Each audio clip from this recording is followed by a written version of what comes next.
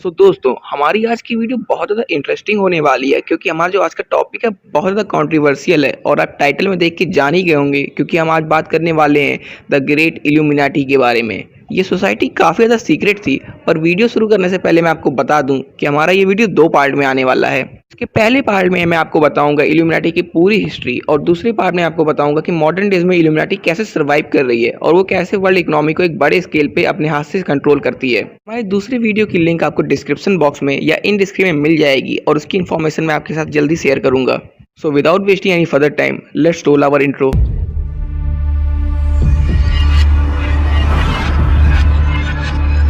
दोस्तों जब भी हम इल्यूमिनाटी का नाम सुनते हैं तो हमारे दिमाग में कई बातें आती हैं जैसे कि the new world order, reptilians या फिर सटन वॉरशिप। यहाँ तक कि हम ये भी क्लेम करते हैं कि हमारी सोसाइटी के कई बड़े पॉलिटिशियंस और कई बड़े सेलिब्रिटीज इस ग्रुप का हिस्सा हैं। मगर इनमें से कितनी बातें सच हैं और कितनी बातें झूठ, इन सब के बारे में हमें जानने के लिए इल्यूमिनाटी की पूरी हिस्ट्री जाननी पड़ेगी, जिसके लिए हमें चलना पड़ेगा सर 1749 में, जब सर एडम ने इस ग्रुप का फॉर्म किया था। ये group the secret society of illuminati form की गई थी सर एडम के द्वारा, जो कि एक पेशे से एक जर्मन लॉयर थे और वो इनलाइटमेंट के द्वारा दुनिया को बदलना चाहते थे। उनकी आइडियोलॉजी थी कि इस दुनिया से अंधविश्वास पूरी तरह से मिट जाना चाहिए और इस दुनिया को एक नए वर्ल्ड में क्रिएट करना चाहिए जहाँ कोई भी अंधविश्वास ना हो। विश्वास हो तो आदमी का आदमी के ऊपर हो। और अगर हम इल्यूमिनाटी शब्द के बारे में सर्च करेंगे तो हमें पता चलेगा कि इल्यूमिनाटी शब्द इल्यूमिनेट सबसे बना है, जिसका हिंदी में अनुवाद होता है स्पष्ट करना। मतलब कि ये सोसाइटी एक तरह की स्पष्टीकरण सोसाइटी थी जो अपनी पूरी दुनिया को बताना चाहती थी कि अंधविश्वास से भरोसा नहीं करना चाहिए। हमें अब ये तो पता लग गया है कि सर एडम के इरादे बिल्कुल नेक थे। पर यहाँ पे एक बुरी बात ये हुई कि सर एडम ने जिनको जिनको भी अपने ग्रुप में ज्वाइन कराया, उनके इरादे बिल्कुल भी नेक नहीं थे। वो इस दुनिया पे एक तरह से अपना राज चाहते थे। वो मोनार्की को हटा के अपने राज को लाना चाहते थे, जिसके कारण वो पूरी वर्ल्ड इकोनॉमी को अपने हाथों से कंट्रोल कर सकें और अमीर से अमीर बन सकें। वैसे मैं आपको बता दूं कि एडम ने ये आइडिया क्यों निकाला, क्योंकि उस टाइम पे लोग बहुत ही अजीब चीज़ों पे भरोसा करने लगे थे, जैसे कि विच क्राफ्ट हो गया, ये किसी भी स्त्री को बताना कि ये भूत है या प्रेत है और उसको इसी बात पे करके मार डालना। और यहाँ तक कि इंग्लैंड ने कई लॉ पास कर दिए थे विच क्राफ्ट के लिए कि जो भी स्त्री एक चुड़ैल मानी जाती है उसको वहीं पर मार दिया जाता था। अब आप सोच सकते हैं कि इंग्लैंड में उस समय कैसी डेमोक्रेसी चल रही होगी। बेसिकली ये ग्रुप फॉर्म तो हो गया और सर 1751 तक इस ग्रुप के बारे में काफ़ी लोग जान भी गए थे। लेकिन अब बात आती है इस ग्रुप को बढ़ाया कैसे जाए। तो इसके लिए कई लोगों ने इस ग्रुप को खुद ही ज्वाइन किया, लेकिन जो बड़े बड़े लोग इस ग्रुप को नहीं ज्वाइन करना चाहते थे वो इन्हीं ग्रुप के लोगों के द्वारा ब्लैकमेल किए गए और बाद में इस ग्रुप को ज्वाइन भी किया। और तो और दोस्तों, आप ये बात सुन के बिल्कुल हैरान रह जाएंगे कि उस टाइम पे कुछ प्रीस्ट ने भी इस ग्रुप को ज्वाइन किया था और उसके कुछ ही समय बाद इन प्रीस्टों द्वारा इस सोसाइटी को पूरी तरह कंट्रोल करने लगे और कुछ ही दिनों में सर एडम को भी इस सोसाइटी से बहिष्कृत कर दिया गया। और इसके ही बाद से इस सोसाइटी का पूरी तरह से टर्म एंड कंडीशन बिल्कुल चेंज कर दिया गया। इसके बाद से इस सोसाइटी को खाली वो लोग ज्वाइन कर सकते थे या तो वो बहुत ज़्यादा अमीर हो या तो बहुत हाई पोस्ट पे हो या उनकी पहुँच बहुत ही ऊपर तक हो। और दोस्तों, और यहीं से गठन होता है द न्यू वर्ल्ड ऑर्डर का। इल्यूमिनाटी बिल्कुल तरह से बदल चुकी थी, पूरी तरह से पावरफुल हो चुकी थी और एक सीक्रेट सोसाइटी एक तरह से जन्म ले चुकी थी। और इसके ही बाद से इस ग्रुप में कई बड़े बड़े पॉलिटिशियंस भी जुड़े, कई बड़े बड़े किंग जुड़े, यहाँ तक कि डॉक्टर इंजीनियर्स ने भी इस ग्रुप को ज्वाइन किया। और इस ग्रुप की पावर इतनी ज़्यादा बढ़ गई कि इनके एक इशारे पे लाखों लोग कुछ भी करने के लिए तैयार हो जाते थे। और दोस्तों, मैं किसी का नाम नहीं लूँगा क्योंकि ऐसे करते ही मेरे यूट्यूब के इस वीडियो को यहाँ से हटा दिया जाएगा और मेरा इतना पूरी मेहनत में पानी फिर जाएगा, तो कोई फ़ायदा नहीं होगा। हाँ, पर मैं इतना ज़रूर बताना चाहूँगा कि उस समय कुछ बड़ी बड़ी फैमिलीज़ ने इस ग्रुप को ज्वाइन किया था। यहाँ तक कि वो फैमिलीज़ अभी भी अननोन है पर इस दुनिया में हैं और कहीं ना कहीं वो वर्ल्ड इकोनॉमी को आज भी कंट्रोल कर रही हैं एक बहुत बड़े लार्ज स्केल पे। अब इस सोसाइटी का सबसे पहला टारगेट था मोनार्की को हटाना। ये कोई अच्छी बात नहीं थी कि वो मोनार्की को हटाना चाहते थे, क्योंकि मोनार्की हटाना एक अच्छी बात है, फिर भी इनका जो इरादे थे बहुत नेक नहीं थे। ये मोनार्की को हटा के वहाँ अपना राज लाना चाहते थे और इन्होंने ऐसा ही किया। इन्होंने कई देश से उनके राजाओं को हटा दिया और वहाँ के पूरे सिस्टम को खुद से कंट्रोल करने लगे। और यहाँ पे खास बात यह है कि इल्यूमिनाटी के लोग कभी भी आम लोगों के सामने नहीं आते थे। यहाँ तक कि इन्होंने आपस में कम्युनिकेट करने के लिए भी कई सीक्रेट वर्ल्ड बनाए थे और यहाँ तक कि ये अपने लिए एक पपेट भी हायर करते थे जो इनकी बातों को लोगों को बताता था और मास तक पहुँचाता था। और शायद इन्हीं वजह से इल्यूमिनाटी के मेंबर्स के बारे में बहुत कम लोग जानते थे और ये सोसाइटी पूरी तरह से सीक्रेट रह गई। पर वो कहते हैं ना, जब भी आप कोई ना कोई काम पहली बार करते हो तो आपसे कोई ना कोई गलतियाँ हो ही जाती हैं और सेम चीज़ इस ग्रुप के साथ भी हुई। इस ग्रुप के कई मेंबर्स को बहुत ज़्यादा घमंड था कि उनकी सोसाइटी बहुत बड़ी सोसाइटी हो गई है और उनके बारे में कोई नहीं जानता है, और इसी कारण कुछ हाई लेवल के रैंक अफसरों को इसके बारे में भनक लग गई और इसके बाद से सोसाइटी पे काफ़ी ज़्यादा पहरे लगने लगे और धीमे धीमे इस ग्रुप के कई मेंबर पकड़े जा चुके हैं। सन 1760 या 1770 के बीच में सर डास ने एक लॉ पास किया कि इल्यूमिनाटी से जुड़े हुए या सीक्रेट सोसाइटी से जुड़े हुए जितने भी लोग हैं उनको पकड़े जाने पे उनको सजाए मौत हो सकती है। डिपेंड करता है कि उनका जुर्म कितना बड़ा है, और इसी की वजह से कई लोगों ने एक दूसरे का नाम बताना चालू कर दिया। मैं आपको बताना चाहूँगा कि सन 1770 में इस सोसाइटी के करीब करीब 200 मेन मेंबर थे, जिनमें से 1970 मेंबर पकड़ लिए गए, खाली इस डर से कि उनको मौत की सज़ा ना हो। उन्होंने और सबके भी नाम बता दिए। बात यहाँ गौर करने लायक ये है कि वो जो टॉप के 30 मेंबर थे उनका नाम किसी को भी नहीं पता था और वो लास्ट तक नहीं पकड़े गए, और इन सब के बाद वो मेंबर वापस से इस दुनिया में एक आम इंसान की तरह रहने लगे और इल्यूमिनाटी को एक तरह से शट डाउन कर दिया गया। यहाँ पे कई लोगों का ये मानना है कि इल्यूमिनाटी का यहीं पे अंत हो गया, लेकिन आप थोड़ी भी डीप नॉलेज रखते हैं, अगर आपको थोड़ी भी डीप नॉलेज है तो आपको ये पता होगा कि the secret society of illuminati यहाँ पे ख़त्म नहीं होती है। उन्होंने बस टेम्प्रेरी सोसाइटी को शट डाउन कर दिया था और इस सोसाइटी वापस से एक रोल में आई 1800 के करीब में। अब ये सोसाइटी नहीं रही थी। इन्होंने एक सोसाइटी का ग्रहण नहीं किया, इन्होंने फ्री मैसन्स का यूज़ किया। जिन्हें नहीं पता उन्हें मैं बता दूं, फ्री मैसन्स की सोसाइटी होती है जो अपनी आइडियोलॉजी को एक मास तक पहुंचाती है। उनकी आइडियोलॉजी काफ़ी अच्छी होती थी, लेकिन जैसे ही इल्यूमिनाटी सोसाइटी के अंदर घुसी और उनके मेंबर सोसाइटी में ज्वाइन हुए, इस सोसाइटी का एक तरह से ख़त्म होने का समय चालू हो गया।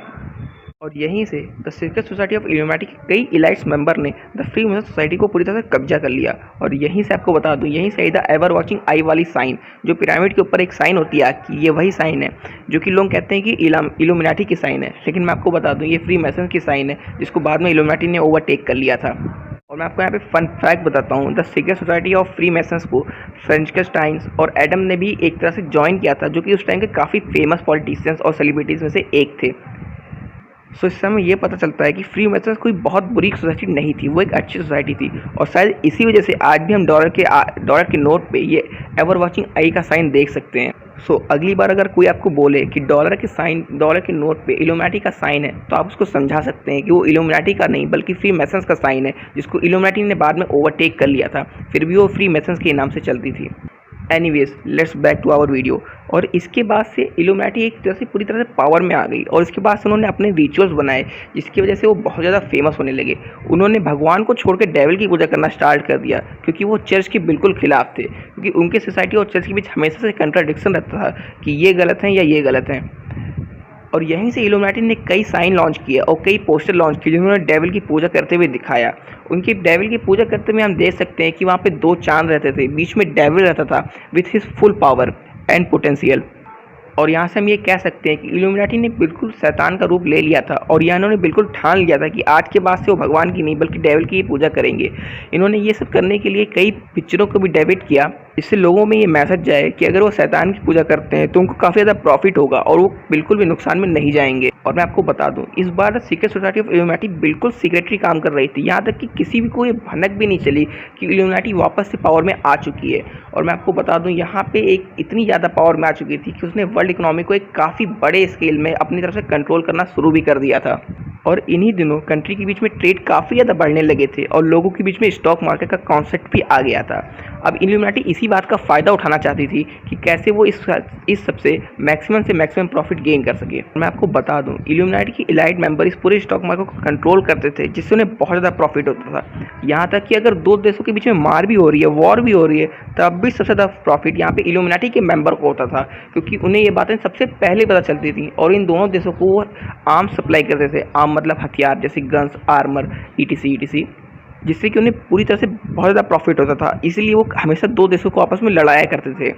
यहाँ तक कि वर्ल्ड वॉर फर्स्ट और वर्ल्ड वॉर सेकंड में सबसे ज़्यादा कमाई इलाइट्स मेंबर की हुई जो इल्यूमिनाटी के थे। यहाँ तक कि ये खाली वर्ल्ड वॉर 1 और वर्ल्ड वॉर 2 चाहते थे कि और लंबा चलेगा, कि इनकी कमाई और ज़्यादा हो। और कहीं ना कहीं इल्यूमिनाटी वर्ल्ड वॉर फर्स्ट और वर्ल्ड वॉर सेकंड के पीछे का एक बहुत बड़ा कारण भी है, जिसके बारे में बहुत कम लोग जानते हैं। अब क्योंकि ये बिल्कुल सीक्रेट सोसाइटी थी और इनकी पहुंच बहुत ही ऊपर तक थी, इसलिए किसी और को भनक भी नहीं लगी कि the secret society of illuminati वापस से पावर में आ चुकी है और पूरे वर्ल्ड इकोनॉमी को एक बहुत ही बड़े स्केल में कंट्रोल कर रही है। पर 1960 के दशक में कई लोगों के नाम सामने आए जो इल्यूमिनाटी से जुड़े हुए थे, लेकिन तब तक इल्यूमिनाटी इतनी ज़्यादा पावर में आ चुकी थी कि इनके खिलाफ जाने वाले लोग कभी भी जिंदा नहीं बचते थे। वैसे 1965 के दशक में द ट्रिलॉजी ऑफ इल्यूमिनाटी नामक एक किताब आई थी जो बहुत ज़्यादा फेमस हुई थी। वैसे इस किताब के कई कॉन्सेप्ट काफ़ी ज़्यादा हास्यजनक हैं जिनके बारे में आपको बाद में बताऊंगा, लेकिन इसके कई कॉन्सेप्ट बिल्कुल सही थे। जैसे कि इल्यूमिनाटी वर्ल्ड स्केल को काफ़ी ज़्यादा, इकोनॉमी को काफ़ी ज़्यादा कंट्रोल कर रही है, वो दो देशों के बीच में वॉर कराना चाहती है, ईटीसी ईटीसी। मगर इसके कुछ कॉन्सेप्ट ऐसे थे जिसको सुनने के बाद आपको काफ़ी ज़्यादा हंसी आएगी। इनके हिसाब से इल्यूमिनाटी के जो मेन मेंबर्स हैं वो इस दुनिया के नहीं बल्कि एलियंस हैं, जो कि बाहर की दुनिया से आके इस दुनिया को कंट्रोल करते हैं। और यहाँ तक कि ये कॉन्सेप्ट अभी भी लोगों के बीच में है और कई लोग इस कॉन्सेप्ट को मानते हैं। और इसका सबसे बढ़िया उदाहरण है एरिया 17, जो अमेरिका में है और लोग उसके बीच में काफ़ी ज़्यादा भेदभाव करते हैं, बहुत ज़्यादा कंट्राडिक्शन थ्योरी देते हैं। उसके बारे में आपको कई अगली वीडियो में बताऊँगा। खैर छोड़िए इन बातों को, चलिए अपने टॉपिक पे आते हैं वापस से। अब इस किताब के लॉन्च के बाद पूरी दुनिया को पता लग गया था कि कोई सीक्रेट सोसाइटी तो है जो इस दुनिया को कंट्रोल कर रही है, जो इकोनॉमी को कंट्रोल कर रही है और दो देशों के बीच में मार करवा रही है। और इसी वजह से सारे लोगों के बीच एक कंट्राडिक्शन हो गया कि द सीक्रेट सोसाइटी वापस आ चुकी है या नहीं। और इस सब के अलावा उस समय कई देश न्यूक्लियर वेपन बनाने लगे थे, जिसके कारण वॉर बहुत ज़्यादा कम हो गई थी। और आप ये पूछेंगे कि भाई न्यूक्लियर वेपन से वॉर कैसे कम हो सकती है, मतलब ये कोई बात हुई? वॉर तो और होनी चाहिए थी भाई कि मेरे पास ज़्यादा पावर हो गई तो मैं दूसरे को कंट्रोल करूँगा। तो मैं आपको बता दूं कि न्यूक्लियर वेपन कोई वेपन नहीं है, ये एक तरह का शांति दूत है जो दो देशों के बीच में ऐसा शांति करवाता है। जैसे कि एग्जाम्पल के तौर पे अगर दो देश के पास न्यूक्लियर वेपन है तो दोनों आपस में कोल्ड वॉर ही करेंगे, क्योंकि अगर उन्होंने आपस में वॉर की और एक दूसरे के ऊपर न्यूक्लियर वेपन यूज़ कर लिया तो दुनिया के नक्शे में से उनका नामो निशान मिट जाएगा। और कोई भी देश ये नहीं चाहता है कि उनके नक्शे पे से नामो निशान मिट जाए, इसलिए वो हमेशा कोल्ड वॉर ही करेंगे और एक दूसरे को आराम से समझाने की कोशिश करेंगे और किसी एक शांति के तरीके से एक निर्णय पे आके शांत हो जाएंगे। इस सब के कारण इल्यूमिनाटी को काफ़ी ज़्यादा नुकसान हुआ, लेकिन अब सोसाइटी काफ़ी ज़्यादा बदल चुकी थी। अब लोगों को हथियार नहीं बल्कि कूल टेक गैजेट चाहिए थे जो उनके सेलिब्रिटीज़ के पास होते हैं, और इल्यूमिनाटी ने इसी बात का फ़ायदा फिर से उठाना चाहा। अब उन्होंने अपनी सोसाइटी में कई बड़े बड़े सेलिब्रिटीज़ को ज्वाइन करवाया जिन्होंने उन्हें अपनी कूल गैजेट्स दिए जो वो यूज़ करते थे, और लोगों को ये देख के उन्हें अपने पास ही लाना चाहते थे। और इसी सब के कारण इल्यूमिनाटी को वापस से बहुत ज़्यादा प्रॉफिट होने लगा। यहाँ तक कि आपने भी सुना होगा लोगों ने अपनी किडनियाँ बेच दी थी आईफोन लेने के लिए। नहीं मतलब किडनी बेचोगे आईफोन 11 लेने के लिए? भाई क्या बात है, मेरी भी बेचवा दो, मुझे भी लेनी है एक ठू। आपको मैं बता दूं कि इल्यूमिनाटी अभी भी है और इसके बारे में अपने अगले वीडियो में आपके से बात करना चाहूँगा। अगर आप उस वीडियो को मिस नहीं करना चाहते तो हमारे चैनल को सब्सक्राइब कर दीजिए, और अगर ये वीडियो पसंद आया तो इसको लाइक कर दीजिएगा, शेयर कर दीजिएगा।